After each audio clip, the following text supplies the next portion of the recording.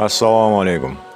O'zbekiston Respublikasi Oliy ta'lim fan va innovatsiyalar vazirligi Toshkent davlat transport universiteti malaka oshirish va qayta tayyorlash fakulteti dvigatellarni sovutish tizimi mavzusidagi bitiruv malakaviy ish.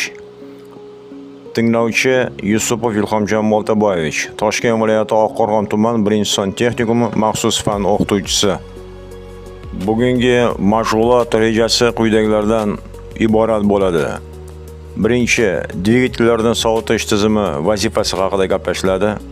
Keyin dvigatellarni sovutish tizimi tuzilishi haqida va uchinchi rejaning qismi dvigatellarni sovutish tizimi ishlashi haqida so'z boradi. Dvigatellarni sovutish tizimi vazifasi quyidagilardan iborat. Sovutish tizimi kuchli qizigan detallardan issiqlikning tarqalishini bir me'yorda saqlab, dvigatelning optimal issiqlik rejimini saqlash uchun xizmat qiladi albatta.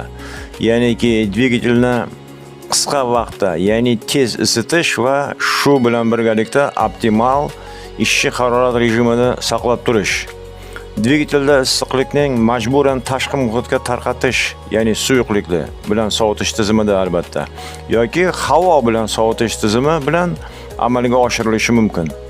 Avtomobil dvigatelda asosan qo'llaniladigan suyuqlik bilan sovutish tizimi havo bilan sovutish tizimiga nisbatan bir qator afzalliklarga ega.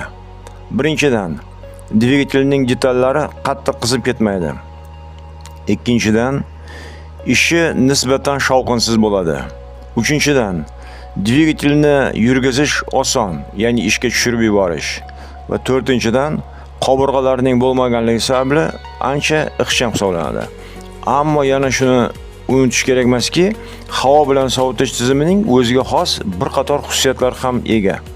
Ya'niki nasos, radiator, kanallar, bog'lovchi patrubkalar, termostat yo'qligi sababli u yengil va oddiy hisoblanadi.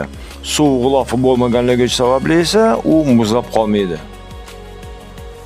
Quyidagi rasmda biz o'sha sovutish dvigatelda suyuqlik bilan sovutish tizimini ba'zi bir qismlarini, uni joylash o'rni va mana strelkalar bilan yo'nalishlarda ko'rsatilgan, ya'niki suyuqlikning harakatlanish yo'nalishi.